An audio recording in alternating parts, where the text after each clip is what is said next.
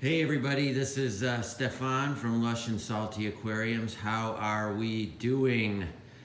Okay, so today I was gonna give you guys an overview of what I feed my saltwater reef tank, which has all kinds of different fish, as you might imagine and have seen if you looked at previous videos, as well as soft corals, large polyp stony corals, invertebrates, so a whole slew of organisms pretty much encompassing the entire reef system except for small polyp stony corals or SPS. But today it's about the food I typically feed this tank, and you're looking at it. These are pretty much everything, but I do it in different ways. So right here is kind of a bouillabaisse, if you will, a fish soup that is comprised of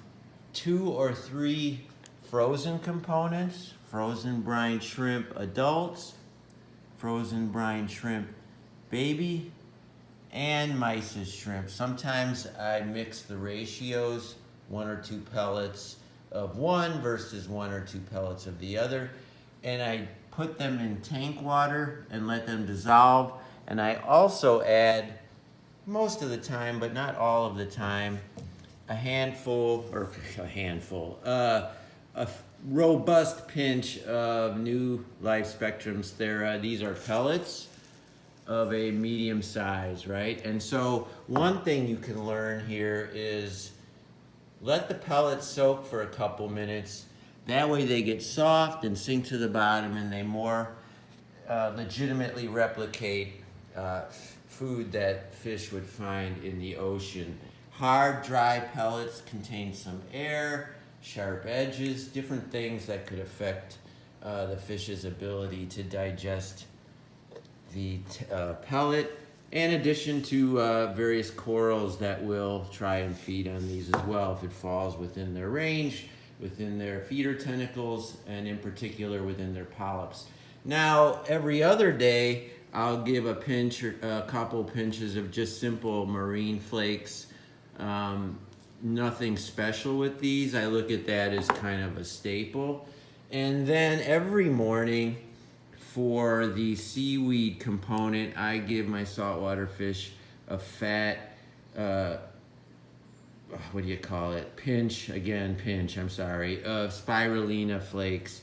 Spirulina flakes are plant-based, and they provide all the fish, but in particular the tangs and a couple other specific fish, their quotient of vitamin C, as well as other nutrients that are not in more carnivore intensive diets.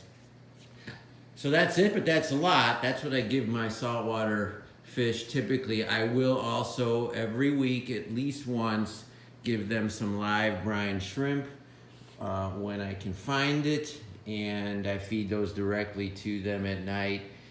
Drain the shrimp in a net and just release them into the tank. So here's the tank. It's during daylight, so there's no reef lighting, and everything's a little bit drab. But I'm gonna give them that group of fish foods that I had been dissolving in the salt water. So if you forgive the naive camera movements here, we're gonna stir this stuff up, this gumbo, this bouillabaisse. We're gonna walk it over to the tank. Woo, woo, woo, woo, woo, woo, woo. We're gonna step on the ladder, and we're going to pour the concoction into the tank.